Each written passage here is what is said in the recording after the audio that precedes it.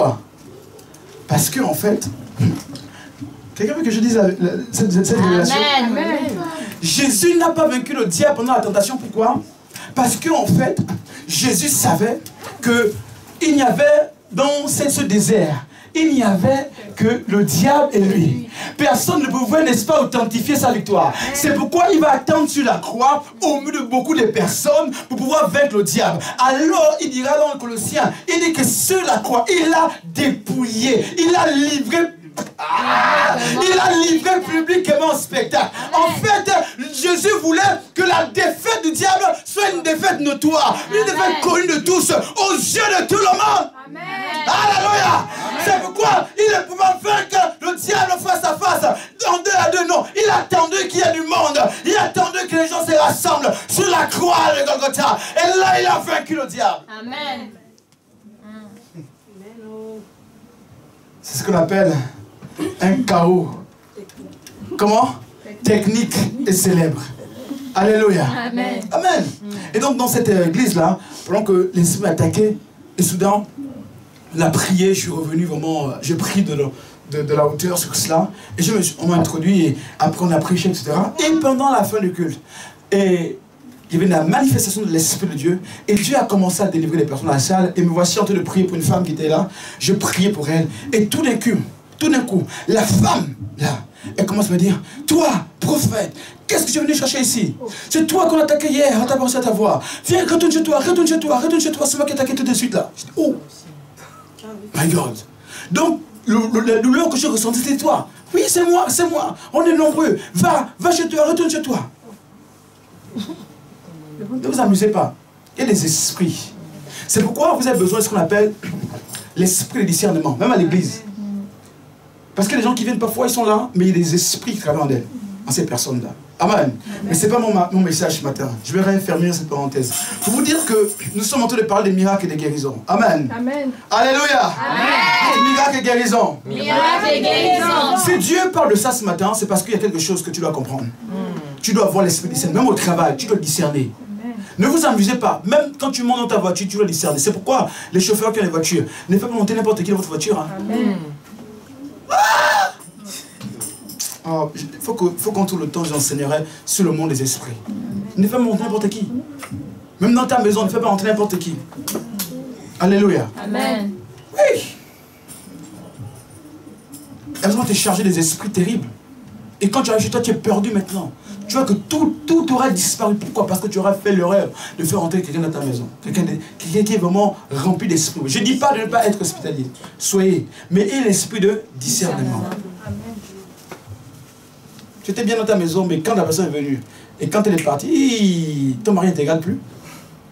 Ah, je vais prêcher. Ton mari ne t'égale plus. Tu dis, ah, qu'est-ce qui s'est passé? C'est parce que le frère là est venu. Vous ne vous amusez pas. Ayez l'esprit de discernement.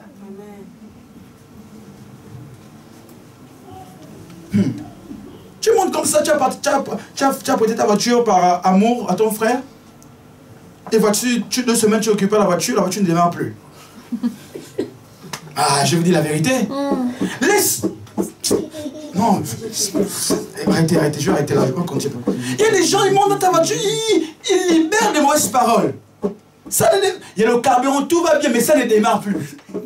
Te voici maintenant en train de pouvoir avoir une facture de 5 000 € pour réparer. C'est comme ça que le diable attaque les gens. Même dans les finances. Ne pensez pas simplement que le diable va voler votre argent. Non, il va voler par autre manière. Même par la voix, n'est-ce pas, de votre véhicule, même par la voix de vos enfants. Il va créer une situation. Qu'un enfant soit blessé, par exemple, et voici une hospitalisation qui te coûte 5 000 €. Il va dérober tes finances.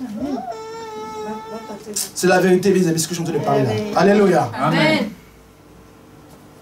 Donc nous parlons la semaine dernière de quelques points à savoir pour manifester les miracles et les guérisons. Le premier point à savoir, c'est que c'est la volonté de Dieu que nous puissions manifester les miracles et guérisons. Deuxième chose, c'est que quand on parle de miracles et guérisons, on parle ici de la manifestation de l'Esprit de Dieu dans la vie d'un homme ou d'une femme. Lorsqu'on parle de la dimension d'opérer dans les miracles et guérisons, on parle ici de la dimension de la manifestation de l'Esprit de Dieu dans la vie d'un homme ou d'une femme. Quelqu'un qui opère dans le miracle, la guérison, est un homme ou une femme qui est conduit par le Saint-Esprit. On a parlé aussi que les dons de guérison, ce sont simplement aussi les dons que l'Esprit communique à ses enfants pour un but bien précis. La manifestation du miracle et guérison, qui, n'est-ce pas, ces deux-là sont des dons de l'Esprit, ne sont pas faits dans le but, n'est-ce pas, de pouvoir te construire une certaine autorité ou de faire une célébrité. Non. La manifestation de ces dons de miracle et guérison te permet de glorifier d'abord Jésus-Christ. Ce n'est pas pour que tu sois connu. Ce n'est pas pour qu'on te cherche à Nantes, super prophète, Stanley Mariska, alléluia. Non, c'est pour que Jésus soit glorifié. Amen. Le don t'est donné pour glorifier Christ. Amen. Et il a dit qu'à ces dons, on reconnaîtra que vous m'appartenez également. Amen. Ce n'est pas parce que Dieu t'a accordé le don de miracle ou de guérison que tu vas faire de ces dons, n'est-ce pas, quelque chose qui t'appartient. Nous ne sommes pas les propriétaires de ces dons. Nous sommes simplement ce qu'on appelle aidez-moi, le terme c'est my God, thank you Jesus. Des intendants. Ok? Un intendant, c'est quelqu'un qui confie quelque chose, qui prend soin de la chose pendant un temps bien précis. Alléluia. Le don ne t'appartient pas, le don appartient au Saint-Esprit. Bien évidemment, Dieu ne se répond pas à ces dons. Mais toutefois, ces dons ne sont pas attribués pour notre gloire. Et je disais la semaine dernière que tu ne dois jamais monnayer les dons que Dieu t'a donnés. Alléluia. Amen. Tu ne dois jamais monnayer le don que Dieu t'a donné. Dieu t'a accordé un don de guérison, un don de miracle. Tu ne dois jamais monnayer cela. C'est-à-dire qu'une personne a besoin de prière. Ne dis jamais à la personne, si tu veux que je prie pour toi, donne-moi 200 €, 300 €. Non, bien-aimé. Jamais de la vie. Amen. Jamais. Prie d'abord parce que Dieu te demande de prier. Parce que comprends une chose, que ce n'est pas toi qui guéris, mais c'est Jésus qui guérit. Amen. Un pasteur, un prophète, un docteur, un frère ne peut pas guérir de lui-même. Il n'a aucune puissance. Je veux dire, la semaine dernière, quelqu'un qui travaille sans l'Esprit de Dieu ou qui guérit sans l'Esprit de Dieu travaille avec un autre esprit. C'est vrai. Et la semaine dernière, je vous disais que le diable aussi fait des miracles. C'est pourquoi il est important, en ces temps de la fin, d'avoir l'esprit de discernement, afin de discerner ce qui vient de Dieu et ce qui ne vient pas de Dieu. Et je vous disais que l'une des choses, afin de mieux discerner, c'est de savoir et de reconnaître si une personne vient de Dieu ou ne vient pas de Dieu. C'est quand la personne, après avoir opéré dans le miracle, quel est, n'est-ce pas, le but de... Comment dirais-je, à qui il attribue en fait ce miracle ou cette intervention.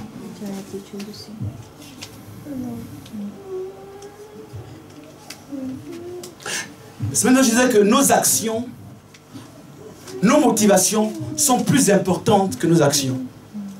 Je m'explique. Nos motivations sont plus importantes que nos actions. Dieu, ce qui juge, ce n'est pas nos actions, mais c'est d'abord nos motivations. C'est-à-dire ce qui t'a poussé à poser tes actes. Tu peux en effet guérir, ok? Tu poses une action de guérison. Mais quelle est la motivation cachée derrière cela? Oh, vous ne comprenez pas. Le message est trop fort pour vous. Il y a une action que tu poses. Tu vois un malade qui est là, à commerce, là dans la rue de commerce. Tu veux poser une action de prière dans le but que la personne soit guérie. Mais quelle est ta motivation? Est-ce que ta motivation première est celle de glorifier Christ? Ou est-ce que ta motivation est celle qui consiste à pouvoir obtenir des louanges après cela? C'est pourquoi Jésus a dit dans Matthieu 28, Matthieu 25, dans la fin il dit ceci, il y a beaucoup qui viendront et diront que nous avons prophétisé, nous avons guéri en ton nom. Je dis, je ne vous ai jamais connu. Non point que les personnes n'aient point prononcé Jésus-Christ lorsqu'ils priaient. Certainement ils ont prononcé, mais sauf que leur motivation était mauvaise. Et beaucoup d'entre nous, nos motivations sont mauvaises. Et Dieu va regarder ta motivation. Pourquoi? Parce que ta motivation vient du cœur. Amen. Oh. Ta motivation n'est rien que l'expression de ton cœur. Amen. Et quand on parle de l'expression de son cœur, on parle d'une dimension de reflet de son caractère. Quel est ton caractère? Comment il est composé? Et beaucoup ont de mauvaises motivations lorsqu'elles prient. C'est les personnes qui prient pour des miracles et des guérisons. Et c'est pourquoi Jésus dit, je ne vous ai jamais connu. Attention, bien-aimés. Attention. Cherchez toujours la gloire de Dieu dans ce que vous faites. Ne recherchez pas d'abord que les autres vous acclament. Recherchez que le cœur de Dieu soit réjoui. Amen. Ce sont des principes élémentaires et des bases pour manifester dans les miracles et les guérisons. Parce que Dieu, ce qui l'intéresse, ce n'est pas d'abord les dons.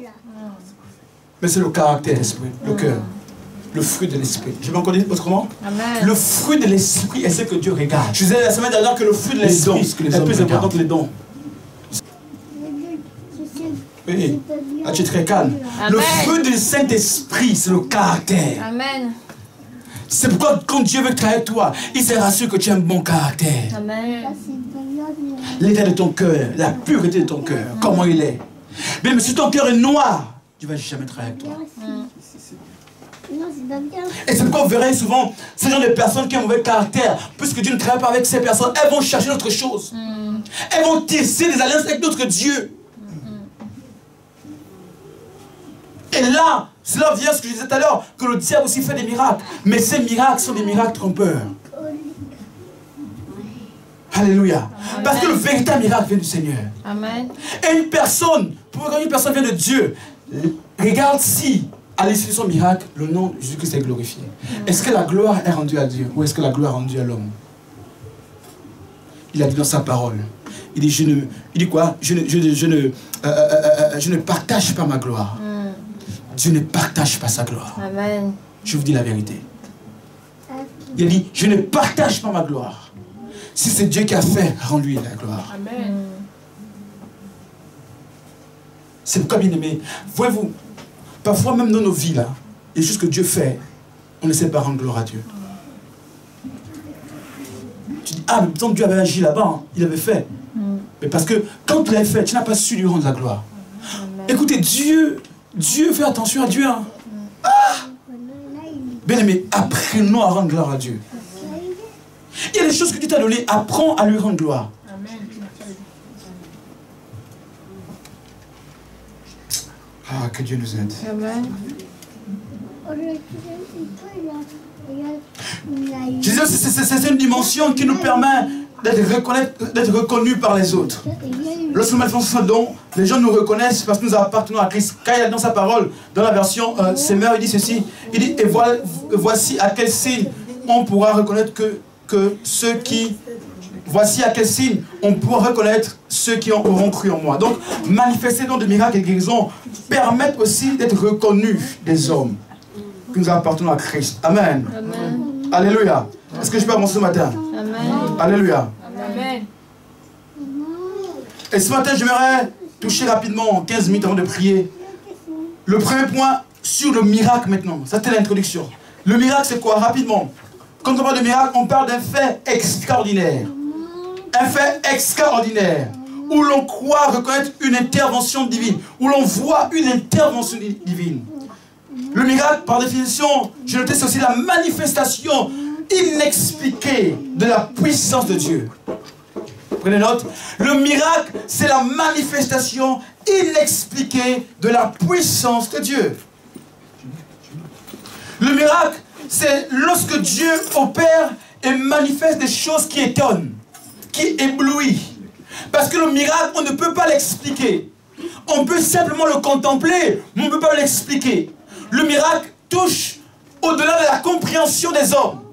Le miracle, c'est la dimension du surnaturel, de l'inexplicable. Alléluia. Le miracle, c'est ce qui éblouit les yeux des personnes. Alléluia. Ce qu'on appelle le miracle. Et Dieu désire que nous puissions le manifester. Le miracle, c'est là où la médecine ne peut plus intervenir. Le miracle, c'est là où les hommes ne peuvent plus intervenir. C'est lorsque Dieu opère et travaille dans une dimension extraordinaire. Quand on parle de l'extraordinaire, on parle de surnaturel. Amen. En anglais, de supernaturel. Donc, il y a le naturel, mais au-dessus du naturel. Amen. Tu m'entends ce matin? Amen. Quand tu opères dans le miracle, tu opères dans le surnaturel. Je te vois opérer dans le surnaturel. Amen. Quand vous dites Amen, ça ne me convainc pas. Je te vois opérer dans le surnaturel. Amen. Le miracle, c'est que tu travailles. Tu es un ingénieur de formation. Il y a un dilemme dans la société. Mais Dieu te révèle ça. Voici le problème. Voici la solution de la nuit. Tac, tac, tac, tac, tac. Et quand tu arrives, tu opères dans le miracle. Amen. Les gens te regardent. Tu as dormi où, toi, là? Alléluia. C'est cela le miracle. La semaine dernière, je prenais l'exemple d'un homme de Dieu qui vivait une saison très difficile. À tel point que la faim avait tellement rongé sa famille. Il y a des niveaux de souffrance. Alléluia. Écoutez-moi ce matin. Il y a des niveaux de souffrance. L'homme de Dieu, il vivait tellement la souffrance. C'était catastrophique. Il n'avait plus rien à manger. Et l'enfant pleurait. À 3 h du matin, l'enfant pleurait. Et là, il a pris le biberon. Il n'y avait rien à l'intérieur. Même pas un centime pouvait de quoi mettre de l'eau le fils. Il était en larmes, il ne savait plus quoi faire. Il a pris le biberon. Il a levé au ciel, il dit Seigneur, c'est agis maintenant. Dès qu'il a pris comme ça, le lait a apparu dans le biberon. Amen. Oh, bien-aimé, regardez-moi. Le lait a apparu dans le biberon. C'est vous qui négligez Dieu. Le miracle, c'est la dimension extraordinaire de Dieu. Du point de vue des hommes. Vous m'entendez ce matin? Amen. Le miracle, c'est la dimension extraordinaire de Dieu du point de vue des hommes. Mais par contre, je ne sais pas si vous êtes prêts à écouter ça. Le miracle n'existe pas chez Dieu. Amen. Amen. Oh. Le miracle n'existe pas chez Dieu. Chez Dieu, il n'y a pas de miracle. Amen. Prenez note. Écoutez, allez-y dire à tout le monde. Je voulais dire quelque chose que j'ai écouté hier sur Internet. Allez-y dire à tout le monde que la récréation est terminée. Non, c'est pas ce que je voulais dire. Alléluia. Amen. Allez-y dire à tout le monde que le miracle n'existe pas chez Dieu. Mais le miracle existe chez les hommes. Le mot miracle n'est rien qu'un mot qui permet aux hommes d'expliquer ce que Dieu fait. Amen. Comment ça se passe? Amen. Dieu ne fait pas de miracles. Ce que nous appelons miracle du point de vue des hommes, c'est naturel, c'est Dieu. Amen. Oh. Amen.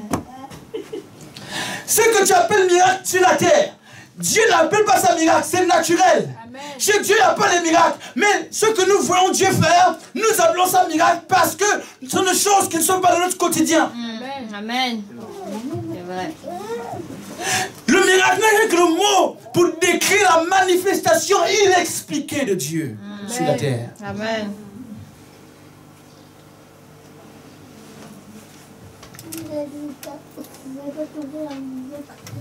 Alléluia. Amen. Et quand il dit voici les miracles qui accompagneront ceux qui ont cru. En fait, ce qu'il dit, voici la dimension. Oh, c'est fort dans mon esprit. Amen. Quand il dit voici, tu m'entends? Voici les miracles qui accompagneront ceux qui ont cru. En d'autres termes, il dit voici la dimension qui accompagnera ceux qui ont cru en moi. En fait, ce qu'il dit, c'est que la dimension, ma dimension d'opération dans le ciel, que les hommes appellent miracle, t'accompagnera. Oh, c'est encore difficile. Amen.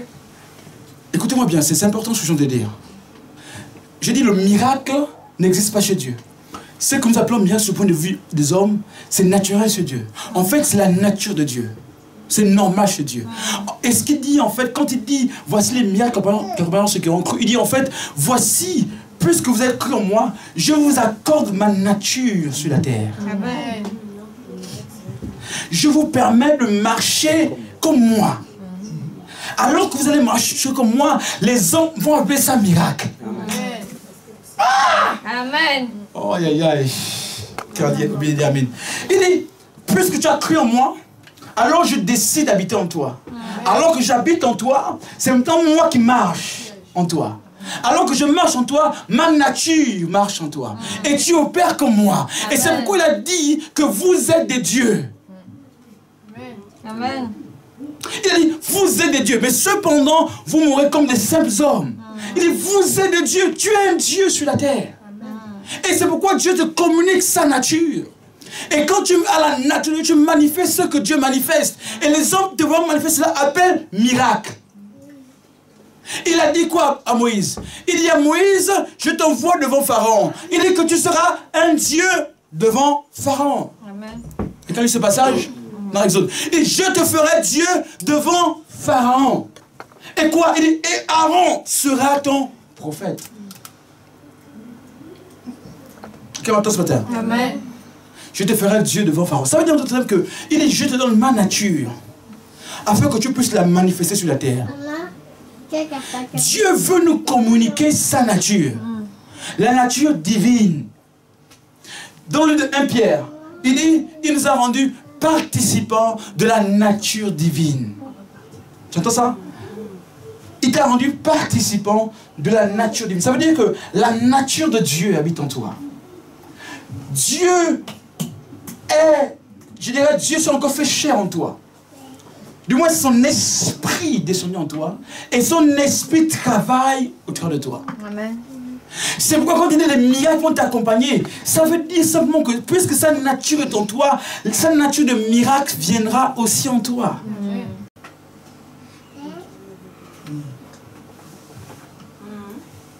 Amen. Alléluia. Amen. Oh, c'est trop fort. Les gens sont perdus. Alléluia. Amen. Ça va? Je vais encore vous choquer. Dis choque-moi, prophète. Choque-moi, prophète. Ah, dis choque-moi, prophète. Choque-moi, prophète. Ça, c'est les messages qui viennent du ciel. Hein. Alléluia. À la fin, tu vas faire au moins une offrande de 10 000 €. Écoutez. Un chrétien ne prie pas pour les miracles. Aïe, aïe, aïe. Aïe, aïe, aïe, aïe, aïe. Un chrétien ne prie pas pour les miracles. Mais un chrétien vit le miracle. Amen. Non, je vais m'expliquer parce que les gens peuvent se perdre. Alléluia. Quand tu dis un chrétien ne prie pas pour les miracles, c'est-à-dire que tu ne dois pas dire Seigneur, donne-moi le miracle. Non, non, non, non, non, non, non, non, non. Il dit que puisqu'il habite en toi, le Dieu de miracles habite en toi. C'est-à-dire que les miracles, la dimension des miracles, cette dimension habite déjà en toi. Il te suffit simplement de la mettre en évidence. Elle viendra et s'accomplira parce qu'elle est déjà enfouie en toi. Le problème, c'est que tu es ignorant de ces choses. Le problème, c'est que ta mentalité est assez réduite. Lorsque tu comprendras qu'en toi réside le Dieu des miracles, alors tu ne prieras pas pour avoir un miracle, mais tu vas décider que le miracle se matérialise. Amen. Oh, dites-moi Amen. Amen. Dis Amen quand c'est la vérité, dis Amen. Amen. Alléluia. Amen. Le chrétien doit simplement manifester le miracle. Parce que la nature du miracle est en toi. La nature de Dieu qui manifeste le miracle du point de vue des hommes est en toi. Amen. Ce que tu as simplement besoin de savoir, c'est dire à Dieu, Seigneur, fais éclore cela en moi. Amen. Et permets-moi de comprendre ces choses. Ah, Seigneur Jésus. Quelqu'un est béni ce matin? Amen. Bien, c'est la révélation du Seigneur. Même avant de vous le dire, c'est le Saint-Esprit qui a appelé à me le dire ça. Je dis la vérité, je suis vrai. C'est tout cela, il m'a expliqué. Il me dit, fils, le chrétien ne doit pas prier pour les miracles. Le miracle est déjà en lui. Il doit simplement le mettre en évidence. Alléluia. Amen. Quelqu'un est béni ce matin? Amen. Rapidement, quelques points pour développer le miracle. La première chose, c'est la foi. La base, c'est la foi. Donc, quelques clés pour manifester le miracle. La première chose, c'est la foi. La foi, vous la connaissez, on a parlé ça pendant le mois dernier, on a vu la foi. Qu'est-ce que c'était la foi? La foi crée le miracle. Amen. Deuxième chose, c'est de savoir prier au nom de Jésus. Amen. Vous ne pourrez jamais prier notre nom pour manifester le miracle. C'est toujours au nom de Jésus.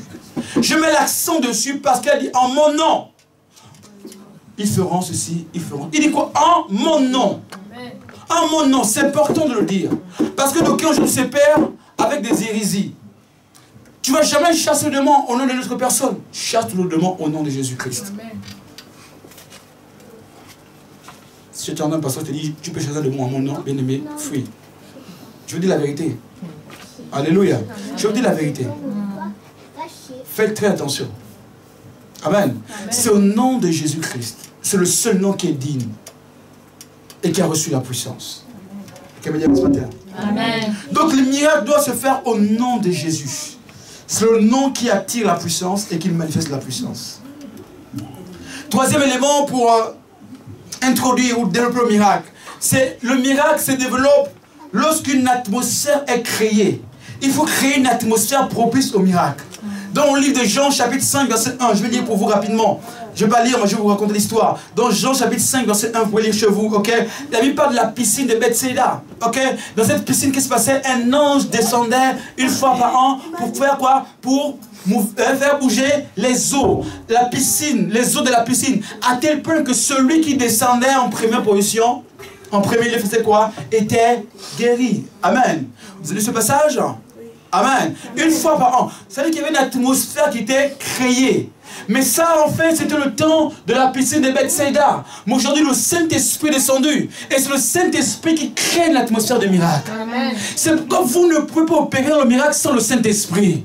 Oh, je veux dire ça. Tu ne peux pas opérer le miracle sans le Saint-Esprit. Amen. Si tu veux opérer seul, tu es un menteur. C'est le Saint-Esprit qui donne la capacité d'opérer dans le miracle. Amen. Oui. Faut pas le fatiguer. Alléluia. C'est le Saint-Esprit. Tu n'es rien. Il est dans Jean chapitre 15. Il est sans moi. Vous ne pouvez rien faire. Il parle aussi du Saint-Esprit en toi. Et c'est le Saint-Esprit qui te donne la capacité de faire ceci, ceci et cela. C'est le Saint-Esprit.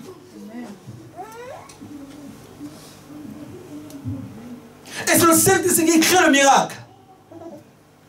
C'est pourquoi la chante de Nawana a chanté. Nawana, c'est ça? Elle a chanté un chant très puissant. Elle dit, lorsqu'il descend, l'atmosphère change. Alléluia, c'est vrai. Lorsque le Saint-Esprit descend, l'atmosphère change. Amen. Ce matin, l'autre sont un peu fatigué. Peut-être il va descendre. Il m'a dit, il va descendre. On termine à 12h30, il va descendre. S'il faut qu'on regarde seulement 3 minutes, faire les offrandes, on va faire 3 minutes. Mais 12h30, on va terminer. Mais même pendant 15 minutes, il va descendre là. Amen. Il est déjà là. Amen. Le Saint-Esprit. Alléluia. Amen. Alléluia. Amen. Tu ne peux pas opérer dans le miracle sans le Saint-Esprit. C'est pourquoi le Saint-Esprit, tu dois le connaître. Jésus n'est plus avec toi sur la terre. Vous le savez? Jésus n'est plus avec nous sur la terre. Mais c'est par son esprit qu'il est là. Il a dit à ses disciples, il est mieux que je m'en aille, afin que le Saint-Esprit, le consolateur, soit avec vous. Amen. Et la Bible déclare qu'avant que l'Esprit de Dieu ne descende sur la Pentecôte,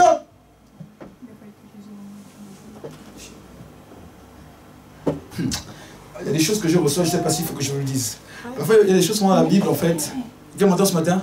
Il y a des choses qu'il faut dire vraiment à un niveau, parce qu'il y a des gens qui ne vont pas comprendre les choses. Ok? Est-ce que vous êtes prêts? Je dis ces choses. Est-ce que vous savez que le Saint-Esprit, que les disciples n'ont pas reçu le Saint-Esprit le jour de la Pentecôte? Est-ce que vous le savez? C'est pas seulement ils ont reçu le Saint-Esprit. Ils ont reçu le Saint-Esprit même quand Jésus-Christ était là.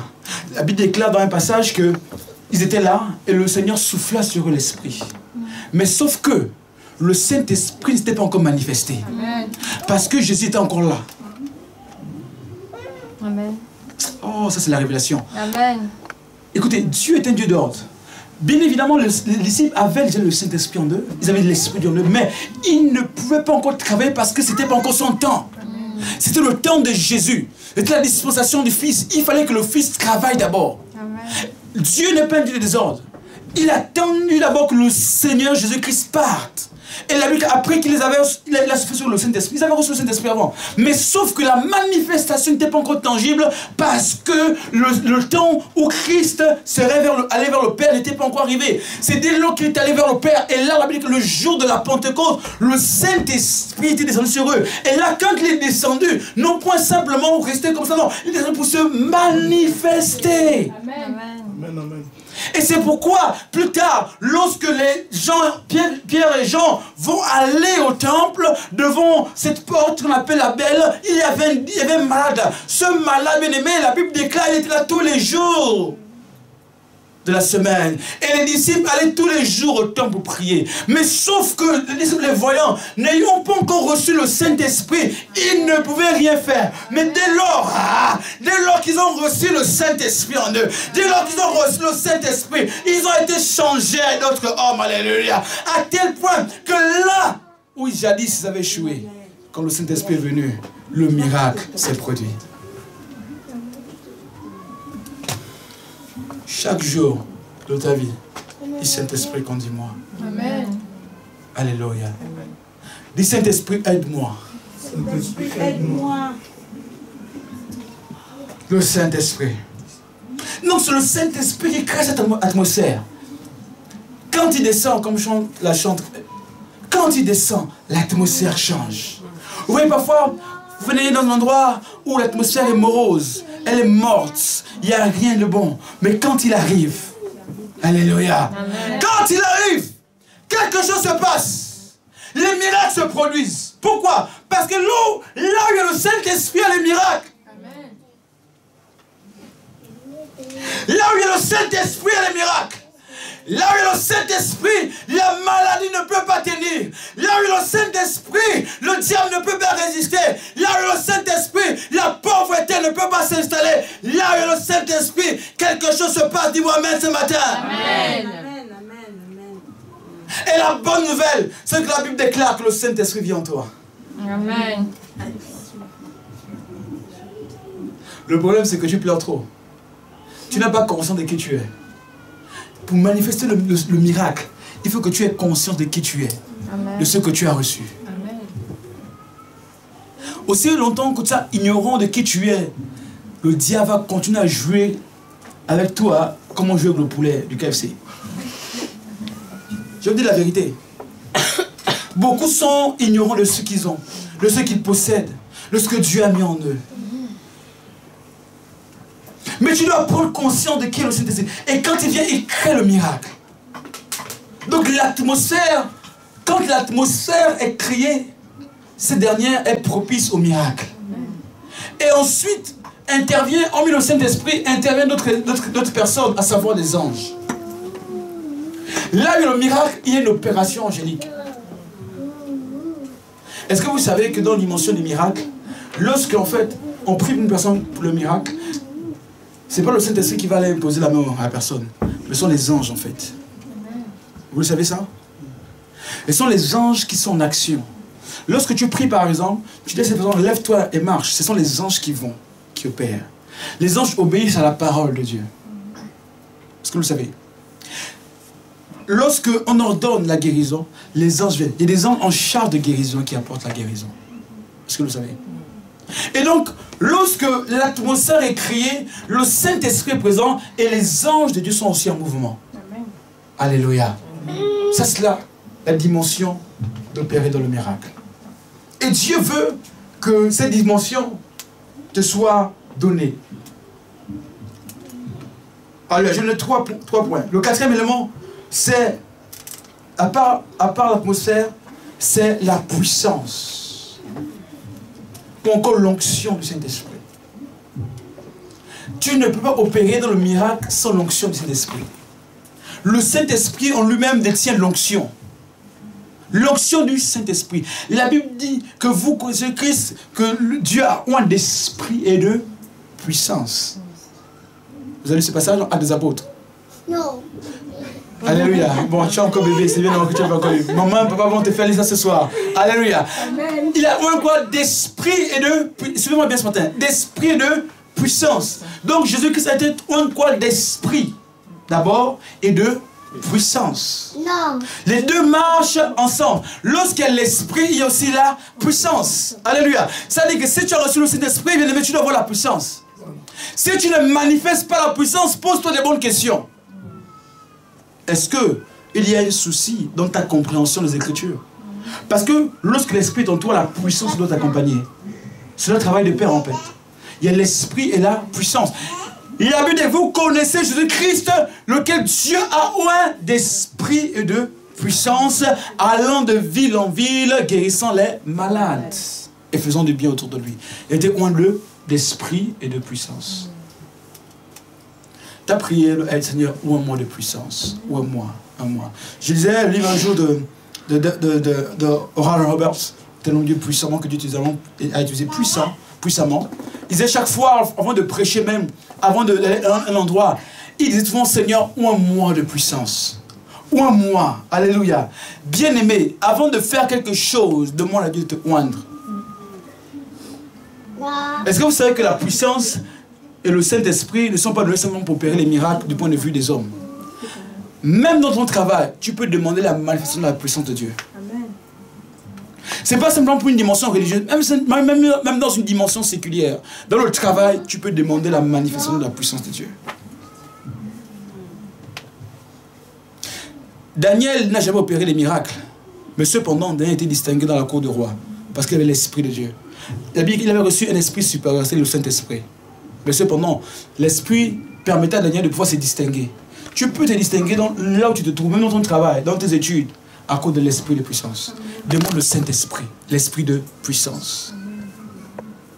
Vous connaissez pas le Saint-Esprit. Quand tu as le Saint-Esprit, ma soeur, tu vas mener dans un endroit où, si on dit que le genre de visage là, tabouillant, on ne peut pas accepter ici dans le travail. Mais quand tu as le Saint-Esprit, il te fait, il te donne ce qu'on appelle une chirurgie spirituelle. À tel point que celui qui te reçoit, quand la personne te voit, c'est toi qu'on cherchait depuis longtemps.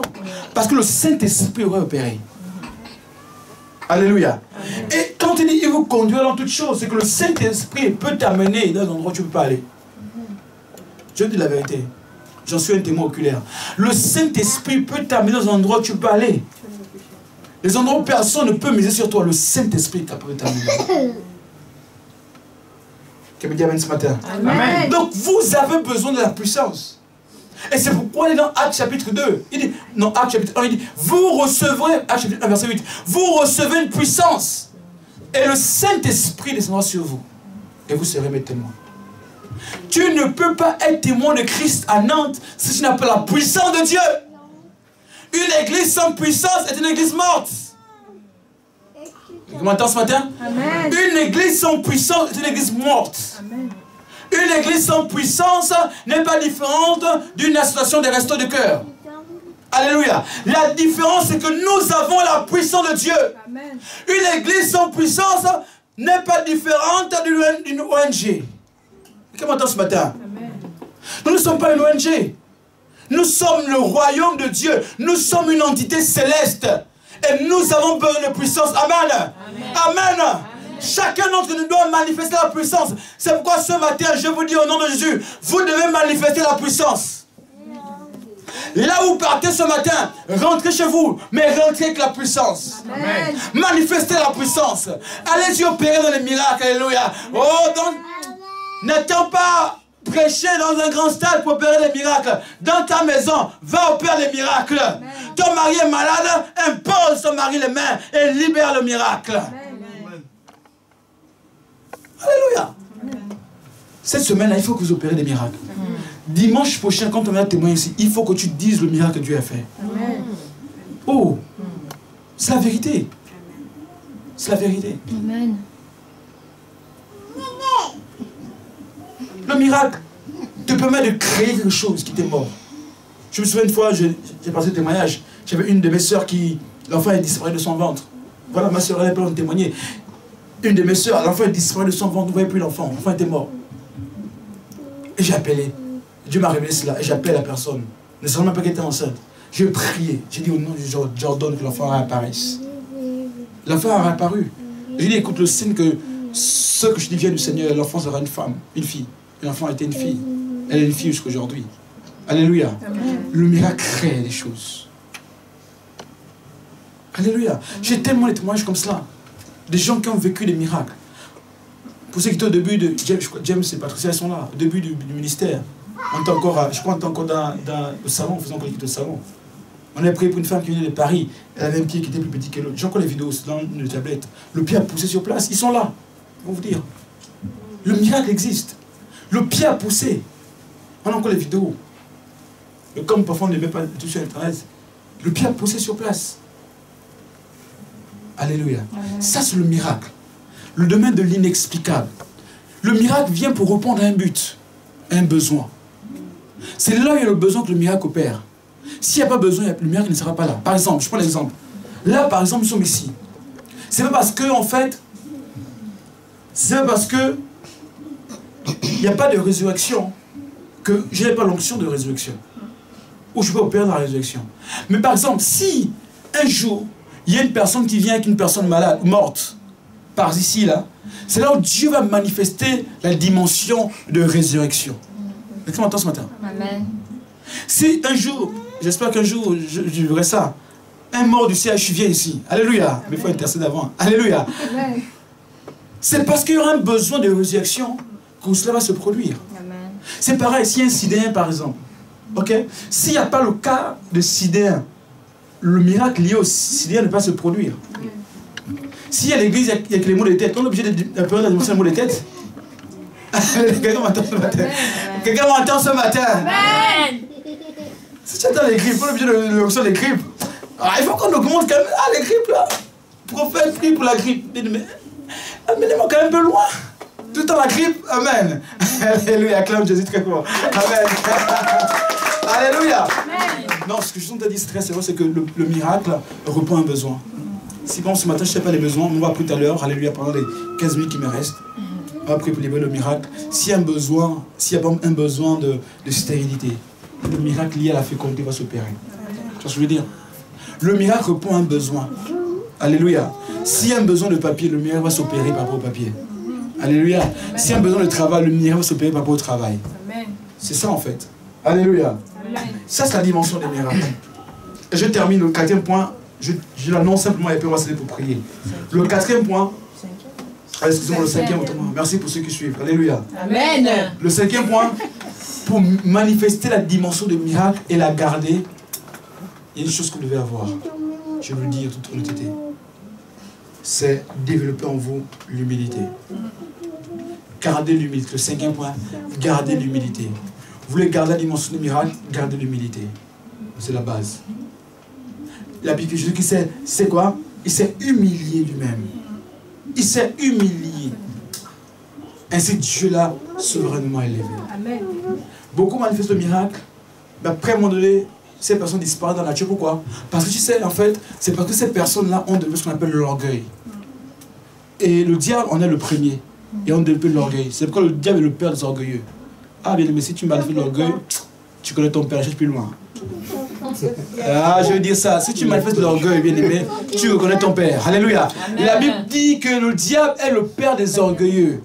Parce qu'il était le premier orgueilleux qui s'est révolté dans le ciel. Ce que m'entend ce matin. Amen. Donc, aussi longtemps que tu manifesteras le miracle, recherche d'abord l'humilité. En fait, l'humilité est un